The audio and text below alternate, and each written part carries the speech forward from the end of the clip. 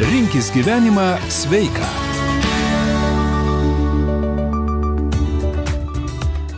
Autizmas vienas tų keistų raidos sutrikimų, apie kuriuos labai sunku paprastai kalbėti. Visi vaikai turintys autizmo spektro sutrikimų labai skirtingi. Nevienodai reaguoja į aplinkos dirgiklius, sunkiai prisitaiko prie aplinkos. Vaikui augant dažnai ryškėja elgesio problemų, kurios dar labiau apsunkina bendravimą su vaiku, jo adaptaciją namuose ir ugdymo įstaigoje. Kas yra autizmas, kodėl taip svarbi ankstyvoji reabilitacija ir kaip kiekvienas iš mūsų turėtume elgtis, kad klasėje galėtų mokytis visi vaikai ir kur kreiptis susidūrus su iššūkiais. Šiandien laidoje Rinkis gyvenimą sveiką kalbame su viešosios įstaigos Vilniaus universiteto ligoninės Santaros klinikų Vaiko raidos centro ankstyvosios reabilitacijos skyriaus vedėja, gydytoja vaikų neurologe Laima Mikulėnaitė. Gerbiama gydytoja, kas yra autizmas ir kokie yra autizmo požymiai?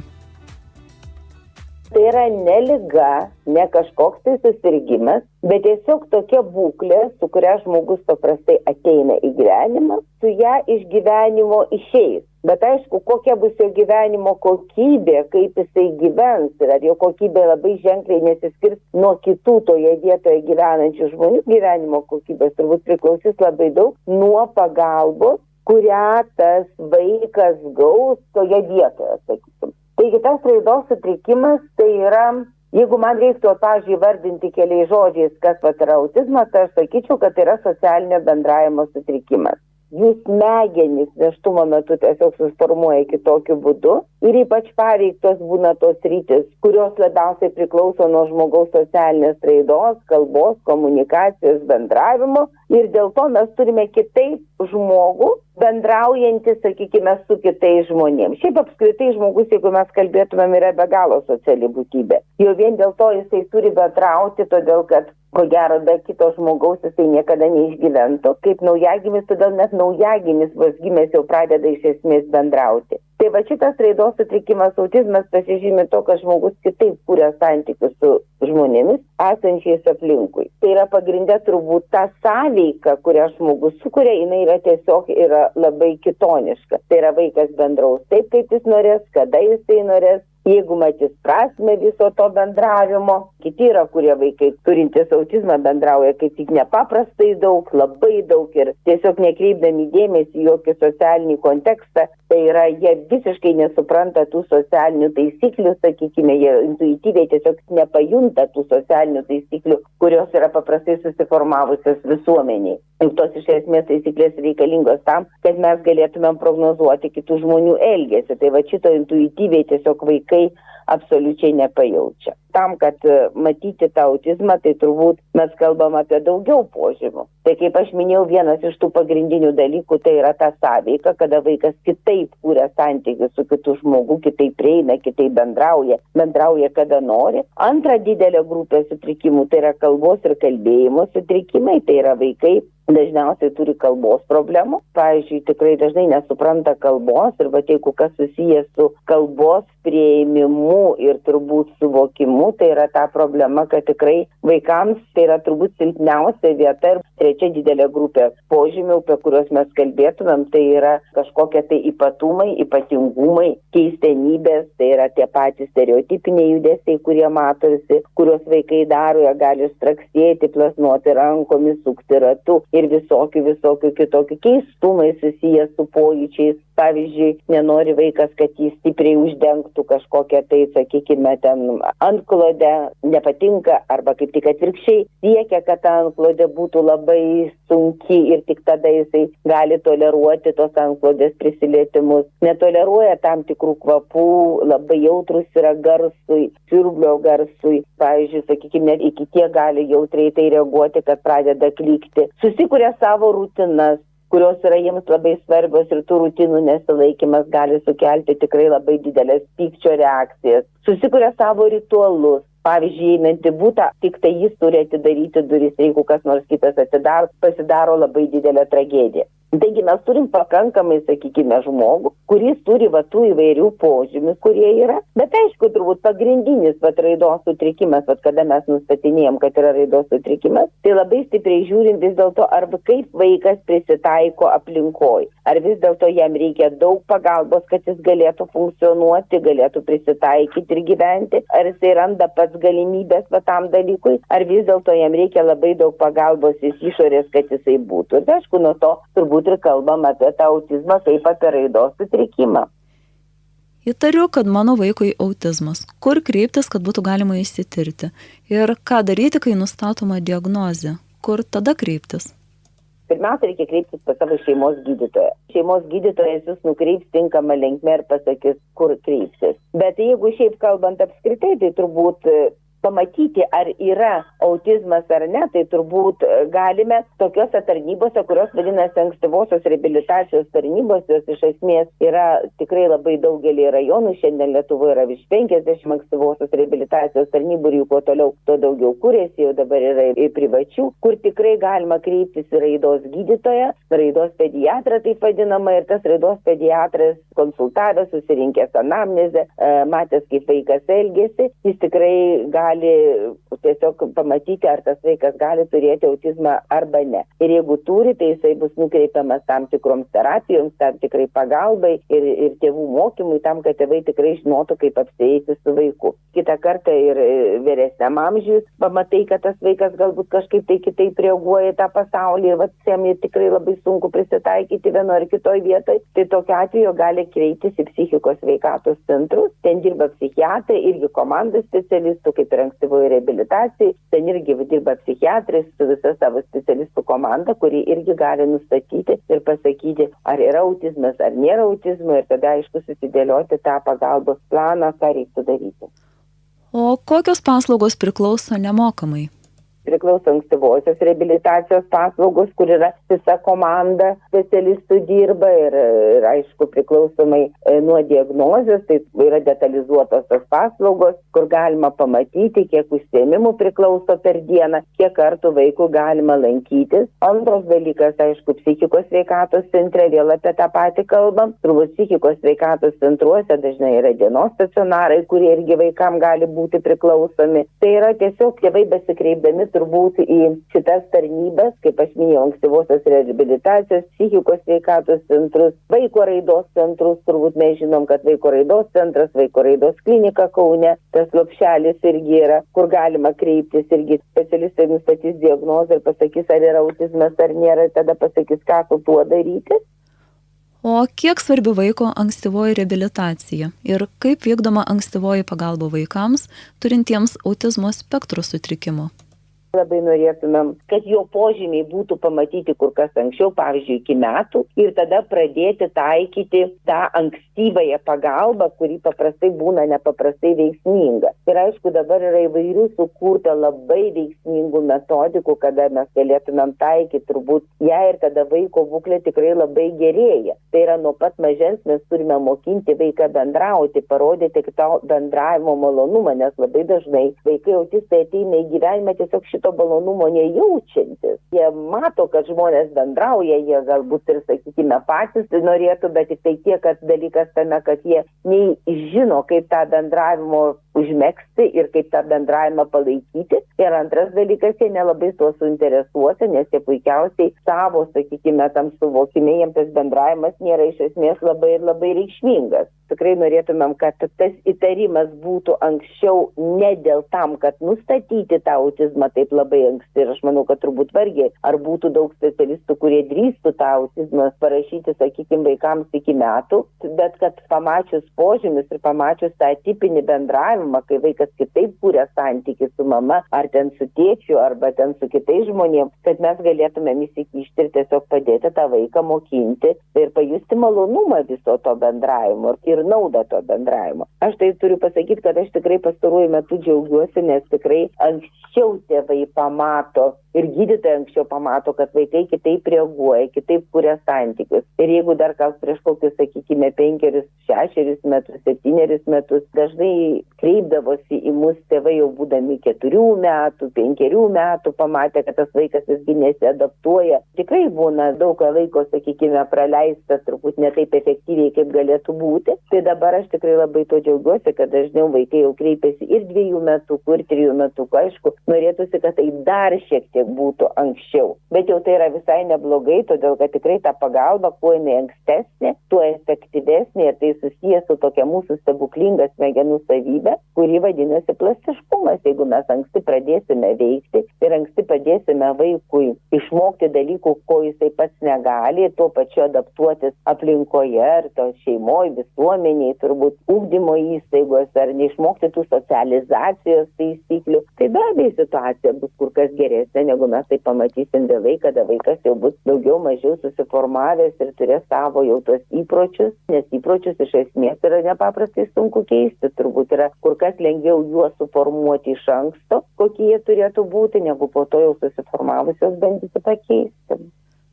Kokie vaikų su autizmu ugdymo principai tėvams? Tas didžiausias principas pačioj pradžioj tai yra padėti mamai suprasti savo kūdikėlį, skatinti tą visą bendravimą, tą pajutimą, atsižvelgiant į vaiko ypatumus. Tai vat, kadangi mes ir kalbėjom, kad pagrindinis požymis tai yra sąveika turbūt tarp žmonių, tai vat, jeigu pirmas mūsų bendravimas, jeigu mes kalbam apie visai mažiukus vaikus, tai ir būtų taip, kaip mamai suprasti vaiko signalus, kuriuos jisai transliuoja, nes vaikas transliuoja signalus. Jis bandys bet kuriuo atveju pasakyti tą, ką jis nori pasakyti mamai. Bet kadangi tas dažniausiai bendravimas yra kitoniškas, jis yra tiesiog atipinis, tai mama ne visada sugeba perskaityti tuos ir teisingai interpretuoti tokius signalus, kurie siunčia kūdikėlis. Ir tada vaikas jaučiasi dar vienišesnis. Jam ir taip yra sunku sugalvoti, kaip ištransliuoti savo poreikius. O čia dar taip gaunasi, kad mama nesupranta. Dar plus prie to pridėjus apie tuos visus pojūčių problemas, kada yra tu esi jautrus prisilietimui arba jautrus garsui ir iš esmės tu esi išdirgintas, nes pats negali susidoroti su problemom ir tai kitas dalykas, tu negali nusiraminti gavęs daugybę pojūčių.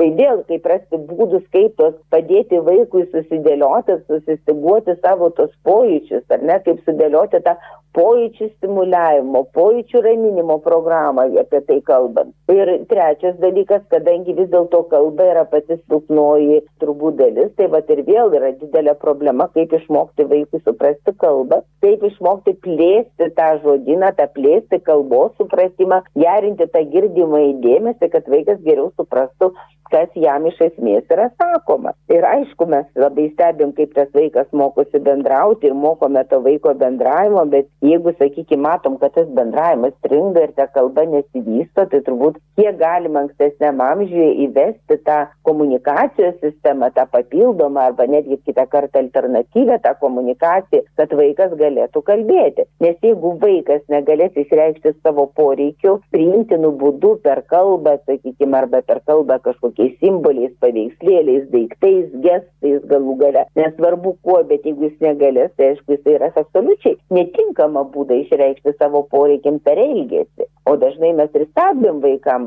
kurie neturi komunikacijos, jie labai turi daug elgesio problemų, jie tiesiog sugalvoja per elgesį išreikšti savo norus. Jeigu nepatinka griūna ant žemės žviegė ar ne, jeigu patinka skradžiai eina ir reikalauja, kad jam duotų ir negavęs vėl žviegė, reikia krenta ant žemės pardas ir panašiai, tai yra formuojasi tas absoliučiai netinkamas elgesys, nes vaikas tiesiog nesigalvoja, kokiu kitokiu būdu į savo poreikius galėtų išreikšti. Primenu, kad šiandien laidoje Rinkis gyvenimą sveiką apie autizmą ir kodėl taip svarbi ankstyvoji reabilitacija. Kalbame su viešosios įstaigos Vilniaus universiteto ligoninės, Santaros klinikų vaiko raidos centro ankstyvosios reabilitacijos skyriaus vedėja, gydytoja vaikų neurologe Laima Mikulėnaitė. Gerbiama Laima, o kaip valdyti vaikų turinčių autizmo spektro sutrikimą elgesį? Vienas iš svarbiausių dalykų tai yra vaikam, kadangi jie tikrai nemoka prognozuoti, kas jų laukia ir nemoka prognozuoti kitų žmonių elgesio. Tai dar čia vienas iš tokių ypatumų, kuris yra labai svarbus vaiko ugdyme, tai yra nuspėjamumas. Tai yra, norint valdyti elgesį, mes turime vaikui jam suprantamų būdų paaiškinti, kas jo laukia ir kas bus. Ir tam taikomi tos tvarkaraščiai, tos dienotvarkės, jos taikomos labai įvairiai, tai yra tiesiog tas perspėjimo būdas vaikui, kad jisai žinotų ir pasiruoštų netgi, sakykime, tom veiklom, kurios jam yra labai labai nepatinkančios. Nes visada turbūt žmogui yra paprasčiau žinoti ir pasiruošti, nusiteikti, gauti, negu toks tarsi žaibas iš dangaus ir kažkas tai staigiai keičiasi ir tau tada, kadangi tu dar esi turintis žmogus rutinų, turintis tam tikrų stereotipijų, tai kada tau yra tikrai labai sunku staigiai pasikeisti, tai tikrai yra labai sudėtingas procesas. Todėl, kai mes kalbam, tai yra be abejo yra labai svarbu vaikui paaiškinti, kas po ko bus, kada jis darys, vyresniam vaikui negi kiek laiko truks, kad vaikas galėtų ramiai priimti tas situacijas, nes kitonišku atveju mes turėsime tiesiog labai didelį nerimą, o tas didelis nerimas, jeigu jisai vaikas nesugebės dėl savireguliacijos procesų su tuo nerimu susidoroti, tai mes aišku be abejo galime turėti netgi streso reakcijas. Ir streso reakcijos vėl, jos pasireikš absoliučiai netinkamų būdų, kas vėl sutrikdys vaiko adaptaciją bet kurioje vietoje, tame tarpe ir kolektyve. Todėl nuspėjamumas ir paaiškinamumas, kas bus, yra nepaprastai svarbus dalykai. Antras dalykas, mes turim labai stipriai pagalvoti turbūt apie tai, kokią aplinką vaikas ras. Vėl labai daug elgesio priklauso nuo aplinkoje esančių dirgiklių. Tai kas yra nepaprastai svarbu, tai mes mokinam vaiką išmokti valdyti tuos dirgiklius, kada jam yra per daug, tiesiog galbūt nuo jų apsisaugoti, ten, pavyzdžiui, jeigu labai garsus garsas, galbūt panaudoti ausines, jeigu prisilietimai labai dirgina, tai galbūt rengtis, sakykime, drabužėliais, kurie būtų, sakykime, ilgom rankovėm ir ilgom kelnėm, kad nedirgintų ten aplinkoje esantis kažkokie tai dalykai odos vaikui. Tiesiog pagal tai, kokius matom jautrumus, perviršis tų sensorinių dirgiklių, tų pojūčių, aišku, gali vėl sukelti didelės žmogui elgesio problemas. Ir trečias dalykas, tai yra padėti vaikui išmokti komunikuoti, išmokti bendrauti, sukurti jam draugišką aplinką ir suprasti, kad šitas vaikas tikrai nejaučia to socialinio bendravimo taisyklių, kad šitas vaikui tikrai sunku suprasti, ką galvoja kiti vaikai. Jam sunku prognozuoti kito žmogaus elgesį. Tai jeigu mes apie tai kalbam, tai tiesiog reikia, kad padėtų tam vaikui paaiškintų, kas vyksta klasėse, kodėl reikia taip elgtis, bandyti, jisai intuityviai nesuvoks tų socialinių taisyklių, kurias mes didelę dalim turbūt suvokiam intuityviai. Aišku, kai ką mums paaiškina tėvai, kai mes augam, o vis dėlto daugelio atveju mes patys suprantam, kad ten susitikus žmogų reikia pasakyti labas, išeinant viso gero ir panašiai. Tokie dalykai tarsi patys mūsų lenda, gal ir kažkokios ypatingo mokslo nereikia.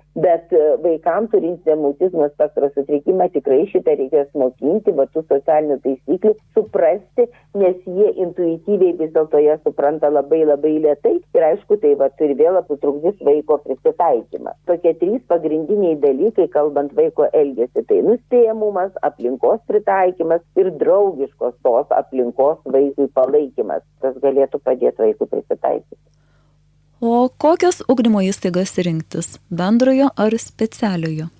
Aš tai manau, kad visi vaikai turi mokytis tose pačiose mokyklose. Tuose pačiuose mokyklose gali būti tos mokymo paslaugos, ugdymo paslaugos teigiamas galbūt ir labai labai skirtingos. Turbūt labai stipriai priklauso nuo vaiko suvokimo ir nuo vaiko gebėjimo turbūt tuo kartu prisitaikyti ir aišku žiūrime į vaiko poreikius. Jeigu nėra labai ryškių elgesio problemų ir nėra tų sensorinių labai ryškiai išreikštų problemų, ar nesakyčiau, visi vaikai turi eiti tas pačias klases ir mokslas mums sako, kad jeigu vaikai mokosi tuose pačiuose klasėse ir jie bendrauja, vaikas, kuris neturi pajutimo, kaip reikia bendrauti, jis turės pavyzdį, iš ko mokytis. Tai tas buvimas kartu, ar nematymas to pavyzdžio, matymas, sakykime, dalyvavimo ir mes daugybę dalykų per gyvenimą išmokstame mėgdžiojimo būdu, tai yra kartodami, ką daro kiti, visas didelė dalim turbūt tas nuo to priklauso, mes sužinom visokias istorijas, tada patys keičiam savo gyvenimus ir panašiai.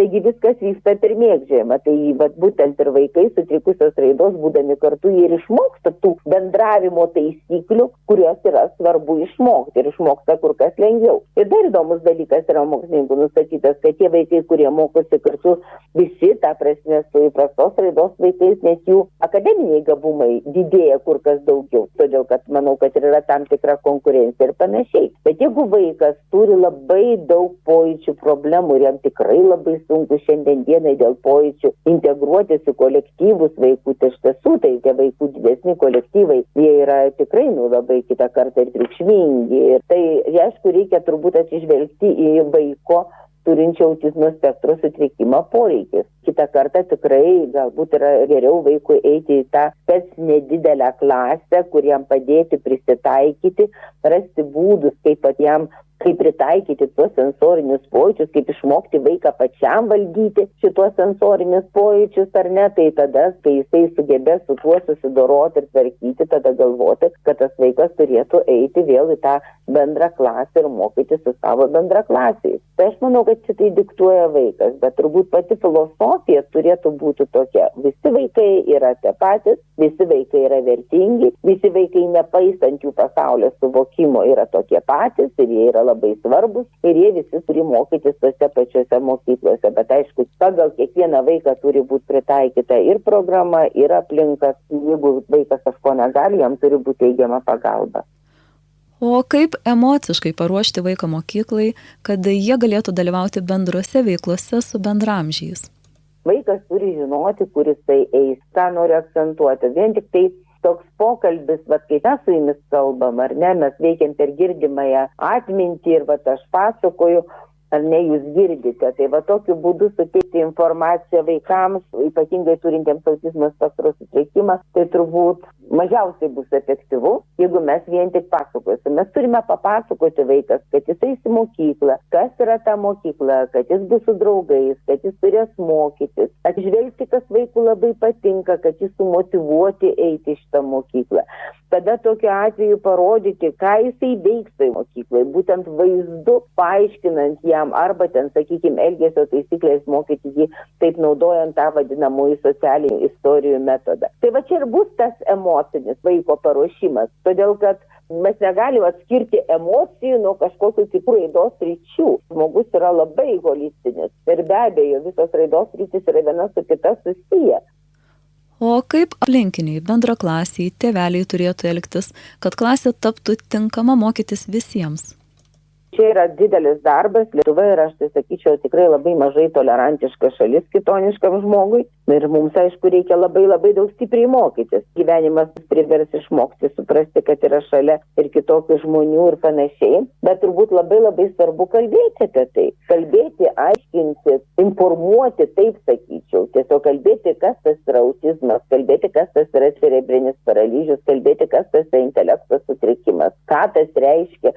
Supratimas apaugęs didžiuliais mitais ir tada mes pradedam bijoti tiesiog to, ko nežinom, o kai pradedam bijoti to, ko nežinom, tai tiesiog vystosi atstumimo reakcija ir mes nepriimam daugelį dalykų, ką iš esmės turėtumėm priimti ir kas nieko blogo iš esmės gyvenime nereiškia. Jeigu mes turėsim tokį vaiką, kuris ateina į mūsų klasę ar ten į grupę, mes turim paaiškinti tėvam, kad ateina vaikas, kuris kitoniškai supranta pasaulį, kuris kitoniškai bendrauja. Ir uždavinys yra išmokinti tą vaiką, tiesiog suprasti šitas taisyklės, įsitaikyti ir daryti. Bet žinot, koks dar įdomus dalykas yra nustatytas, kad buvimas vaiko su raidos sutrikimu ir buvimas vaiko įprastinės raidos kartu, pavyzdžiui, vienoje grupėje atneša naudą tiek vaikui, kuris neturi raidos sutrikimų, tiek vaikui, kuris turi tą raidos sutrikimą. Nes pasirodo, tas vaikas, kuris yra įprastos raidos, jis tampa tarsi mokytoju.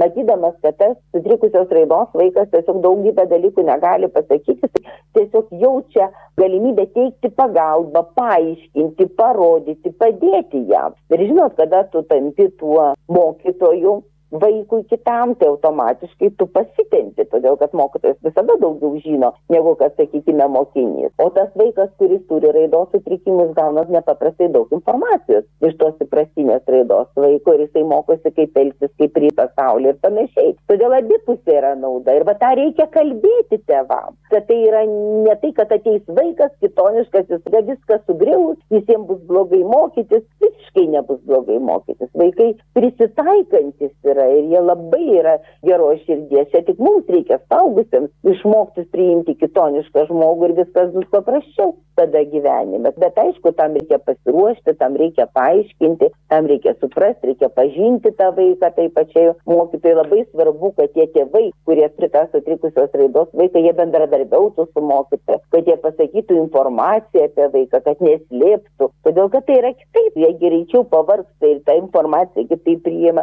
Ir be abejo, tas viskas gali labai negerai išsiversti. Jeigu vaikas ten, sakykime, nesupratęs, kas vyksta, pradės netinkamai elgtis, turės elgesio kažkokiu tai problemų, pereis į stresą, gali praeiti tada ištaikyti visokios reakcijos, iki mušimas ir panašiai. Kad to neįvyktų, mes turime turėti tą bendradarbiavimą, tą partnerystę su mokytojais, žinoti, kad toks vaikas ateina, žinoti ypatumus, bandyti paaiškinti tėvam, paaiškinti, kas apskritai tas sutrikimas yra, paaiškinti patiem vaikam, kad, pavyzdžiui, daugybė dalykų, šitas vaikas atėjęs darys kitaip, negu mes kad įpratę, todėl kad jis kitaip tos dalykus supranta. Tai jeigu mes taip atvirai, paprastai kalbėsim ir aiškinsimės ir tikrai padėsim vienas kitam, tai manau, kad ir tą vaiko prisitaikymas bus visai kitoks. O jeigu ugdymo procesas nevyksta sklandžiai, kur kreiptis susidūrus su iššūkiais?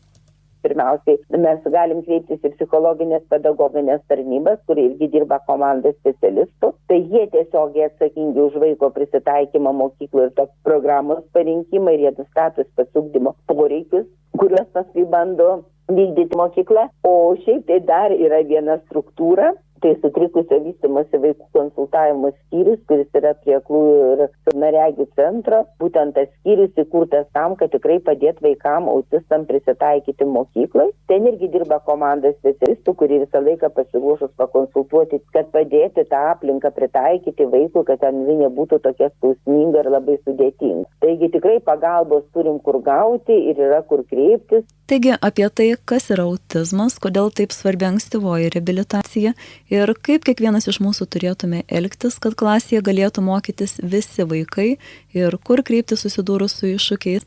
Šiandien laidoje Rinkis gyvenimą sveiką kalbėjome su viešosios įstaigos Vilniaus universiteto ligoninės Santaros klinikų vaiko raidos centro ankstyvosios reabilitacijos skyriaus vedėja, gydytoja vaikų neurologe Laima Mikulėnaitė.